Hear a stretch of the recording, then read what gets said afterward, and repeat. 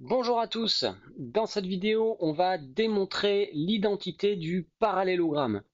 Alors l'idée c'est d'illustrer ici une technique qui peut s'avérer bien utile pour démontrer des propriétés satisfaites par des formes quadratiques. Alors les prérequis pour cette vidéo sont 1 la notion de forme quadratique et 2 la notion de forme bilinéaire symétrique. D'accord, il faut avoir une idée des définitions. Ok. Alors, le contexte est le suivant. On a un espace vectoriel V qu'on va supposer réel ici, et on a une forme quadratique Q sur cet espace vectoriel V. D'accord? Donc une application de V dans R. L'identité du parallélogramme, elle est ici. D'accord? C'est une identité fondamentale satisfaite par n'importe quelle forme quadratique. On va la démontrer. Alors, comment on va faire? L'idée ici, qui est au centre de cette démonstration, c'est d'utiliser le fait que derrière toute forme quadratique se cache une forme bilinéaire symétrique. On va appeler phi la forme bilinéaire symétrique associée à cette forme quadratique Q, c'est-à-dire une application qui va de deux copies de l'espace vectoriel V dans R et qui satisfait une propriété de bilinéarité, c'est-à-dire une linéarité dans chacune des deux entrées ici, et une propriété de symétrie. Ok? Alors, l'idée est de se ramener à cette forme bilinéaire dès qu'on le peut, parce que cette propriété de bilinéarité, elle est très riche et elle permet du coup de démontrer tout un tas de propriétés de la forme quadratique. Alors, on a une identité ici. L'idée est souvent de partir du côté le plus compliqué, parce que si c'est plus compliqué, il y a plus de marge de manœuvre. D'accord? Donc, ce qu'on va faire, c'est qu'on va se lancer dans le calcul de Q de U plus V plus Q de U moins V. OK? Alors, pour ce faire, on a besoin de la relation qu'il y a entre phi et q, d'accord? Donc la relation explicite entre la forme quadratique et la forme bilinéaire, c'est la suivante. Quel que soit le vecteur v que je choisisse dans mon espace vectoriel, le nombre obtenu en calculant q de v est le même que celui obtenu en calculant phi de vv. D'accord? Ça, c'est donc notre relation explicite entre forme quadratique et forme bilinéaire symétrique. Ok? Alors ceci étant dit, on peut se lancer dans le calcul de cette expression. Alors, Q de U plus V, c'est quoi? Si je veux faire intervenir la forme bilinéaire qui est derrière, c'est donc égal à phi de U plus V, U plus V. On est d'accord avec ça? Et le deuxième terme, on va l'écrire dans une autre couleur, Q de U moins V, c'est donc phi de U moins V, U moins V. Ok? Donc une fois qu'on s'est lancé dans cette voie-là, et bien après, il s'agit simplement d'exploiter la bilinéarité de notre forme bilinéaire ici. Alors ça veut dire quoi la bilinéarité? Ça veut dire la linéarité de cette application dans chacune de ses entrées. D'accord? Donc ce qu'on va faire, c'est, on va essayer de le faire très explicitement, on va imaginer que l'on fixe la deuxième entrée ici, U plus V, ça c'est fixé, et on s'intéresse qu'à la première, dans un premier temps. D'accord? Donc là, on a U plus V en entrée, et donc on sait que c'est linéaire dans cette entrée. Donc ce U plus V va se transformer en une somme. D'accord?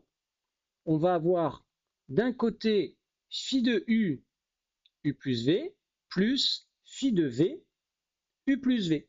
D'accord? Là, on a bien utilisé la linéarité dans la première entrée. F de U plus V, c'est F de U plus F de V.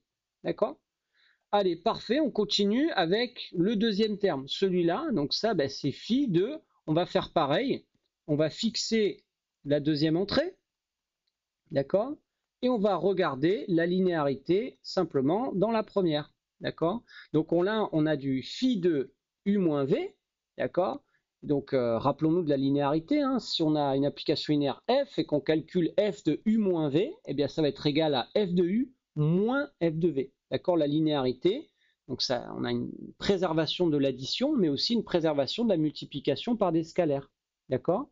Donc là, on va avoir notre terme en U, et ici, là, ok, on va avoir un moins. On va sortir directement le signe moins qu'il y a devant le V. D'accord? Il va se retrouver devant. Et là, on va avoir notre ami V ici. D'accord? Donc ces deux termes donnent lieu dans un premier temps à 4 termes, mais c'est pas fini. D'accord? C'est pas fini. Maintenant, on va exploiter la linéarité dans la deuxième entrée. OK? Donc là, ici, je fixe U et je vais développer ici mon premier terme. D'accord? Donc là, maintenant, c'est U qui est fixé. OK? Et je regarde la linéarité dans cette entrée. Donc, phi ici de U plus V, ça va donc être phi de U plus phi de V. D'accord? Ça, c'est le premier terme ici. OK? On fait pareil avec le second. Plus phi de, pareil, on va fixer la première entrée maintenant. D'accord? Et on utilise la linéarité ici, dans la deuxième entrée. D'accord? Donc ça nous fait donc phi de V avec U plus phi de V avec V. D'accord? Donc voilà. Ce premier terme ici donne lieu à 4 termes, ok, dans son développement. Ok, on fait pareil avec le terme jaune. D'accord? Donc là, pareil, hein, maintenant on fixe le premier argument. Donc le U ici, il est fixé. Donc on va avoir ensuite en développant un phi de UU. D'accord? Et un deuxième terme ici, phi de U moins V, qui est égal à moins phi de UV. D'accord? Par linéarité. D'accord? Donc ça, c'est ce terme-là. Et on n'a pas tout à fait fini. Il nous reste celui-ci. Donc je mets un moins, pour pas oublier qu'il y a un moins devant. D'accord? Phi de V avec U.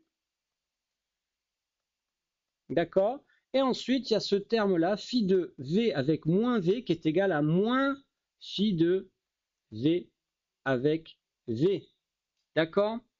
Voilà, donc cette expression ici, là, Q de U plus V plus Q de U moins V, elle donne lieu à 8 termes qui sont ici. D'accord? Ok. Alors ces mecs-là, on va les regarder de plus près. D'accord? On a presque terminé. Ok, on va les regarder de plus près. Alors, ici, qu'est-ce qu'on a? On a phi de UU, ok, qu'on retrouve ici, en jaune. D'accord? Le violet, le jaune ici, on a les deux. On a phi de UV, mais vous voyez qu'on a moins phi de UV ici. On a phi de VU avec un moins phi de VU ici, et phi de VV avec moins, donc plus phi de VV. Donc en fait, on a terminé. D'accord? Vous voyez que ici, là, phi de UV, il se simplifie avec celui-là. D'accord? Phi de VU, il se simplifie avec celui-là. D'accord? Et on se ramène du coup à phi de UU plus phi de U. Donc on a un facteur 2. D'accord? 2 fois phi de UU. Et ensuite, on a phi de VV avec moins, donc plus phi de VV. OK? Parfait. Bon, mais ça, c'est quoi ça, phi de UU?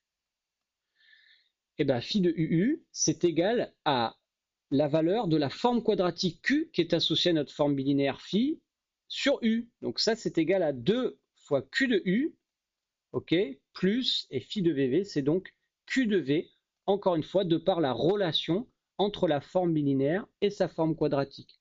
Donc là, on a terminé. D'accord? On est parti de phi de U plus V plus phi de U moins V. On a montré que c'était égal à 2 fois, pardon, Q de U plus V plus Q de U moins V. On a montré que c'est égal à 2 fois Q de U plus Q de V. D'accord? Donc on a donc bien ici démontré notre identité du parallélogramme. Et donc à retenir de cette vidéo, ici, l'astuce qui consiste à passer de la forme quadratique vers sa forme bilinéaire symétrique pour ensuite utiliser la bilinéarité pour démontrer la propriété. Voilà, j'espère que cette vidéo était claire et je vous dis à bientôt pour une autre vidéo sur un autre sujet.